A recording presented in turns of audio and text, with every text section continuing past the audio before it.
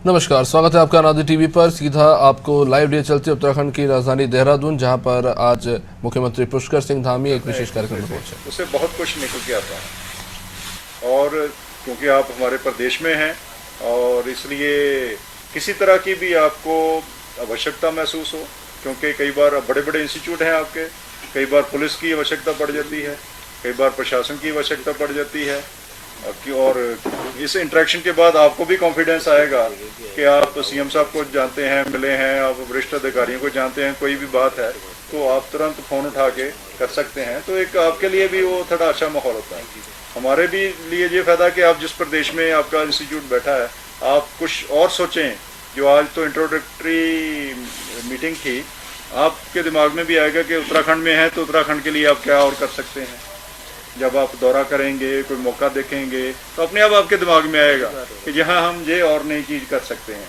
तो ऐसा आइडिया आप हमसे शेयर करेंगे। पंत जी को हम नोडल ऑफिसर बना लेते हैं, पहले हैं ही वो डी फैक्टो नोडल ऑफिसर।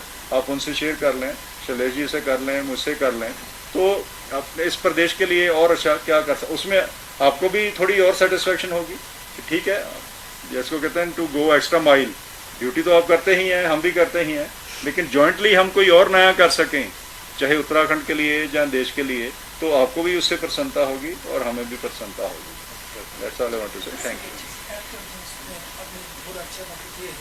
इसके साथ साथ अगर हम लोग जितना सेंट्रल इंस्टीट्यूट, स्टेट इंस्टीट्यूट बना लिया है सर, ये हम फिजिकली मीट भी नहीं कर पाए तो बना दिया। वो माननीय मुख्यमंत्री जी ने कहा है कि हम हर महीने में, वैसे भी हम यूकोस में मिल ही रहे हैं, तो लगातार वो करेंगे। और एक उत्तराखंड 25 जो माननीय मुख्यमंत्री जी का सपना है, उसकी दिशा में माननीय मुख्यमंत्री जी को अत्यंत आदरपूर्वक बहुत आज की ये जो मीटिंग थी,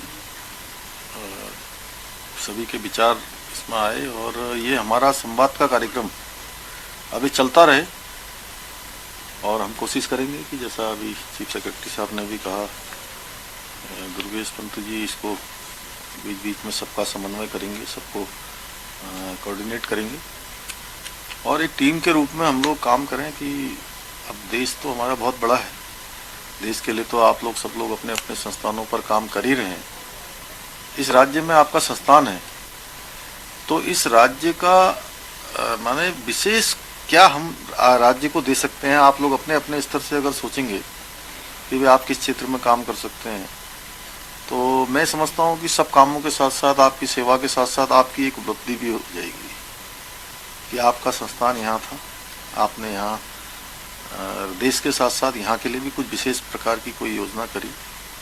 और अभी हम लोगों ने बीच में जो आदर्श चंपावत था, उसके बारे में भी आप सब लोगों से बात करी थी। मैं चाहूँगा कि मेरी आप सबसे अपेक्षा है कि चंपावत का सब लोग एक बार दौरा करें जरूर। वो इसलिए कि उत्तराखंड का जो भौगोलिक परिवेश है, वो भौगोलिक परिवेश चंपावत में सब मिलता है, पूरे राज्य का।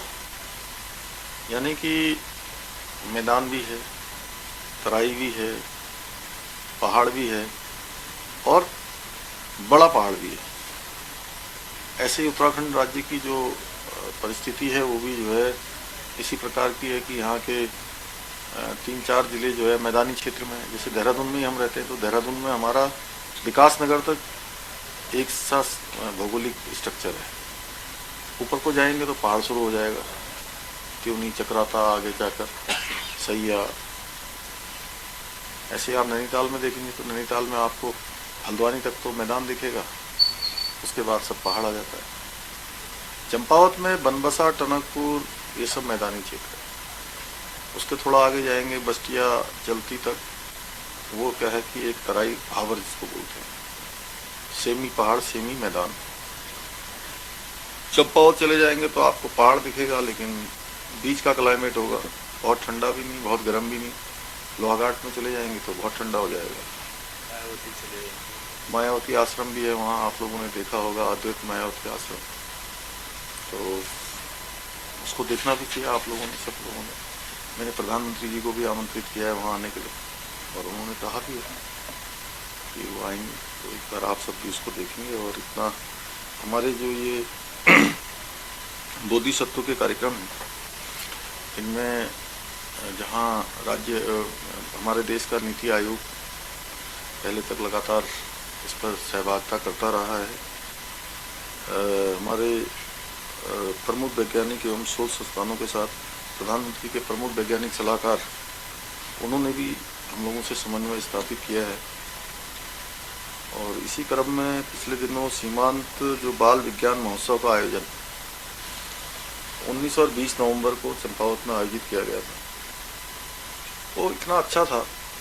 मैं तो चाहता कि उसमें आप सब लोग जितने विद्वज्जन हैं, जितने संस्थानों के हेड हैं, आप सबका उसमें कोई न कोई एक सत्र होता छोटा छोटा। तो जो बाल वैज्ञानिक आए थे हमारे, वो बहुत प्रेरणा लेते। इस बार हम चूक गए उससे, लेकिन आगे निकट भविष्य में, क्योंकि बच्चे जो 6 जिलों के आए थे वहाँ, वो इतने उत्साहित थे कि 2 दिन का जब उनका समापन हुआ तो वो अपने घर जाने को तैयार नहीं थे। कह रहे थे हम यहीं रहेंगे। इतनी उनके अंदर उत्सुकता थी, सीखने की एक भूख थी, कहूँगा कि लगातार सीखना चाहते थे। और शिक्षा की गुणवत्ता को लेकर भी हम लोग राज्य के समस्त जो हमारा 13 जनपद हैं, लैब ऑन व्हील्स पर काम कर रहे हैं। चंपावत अल्मोड़ा में उप क्षेत्रीय विज्ञान केंद्रों की स्थापना के लिए भी काम हो रहा है। अभी अरोमा पार्क के लिए और हमारा साइंस सेंटर दीपंकर जी से लेकर सब लोगों से, और भारत सरकार भी हर तरीके से हमको सहयोग देने के लिए तैयार है। हम लोगों ने थीम रखी है कि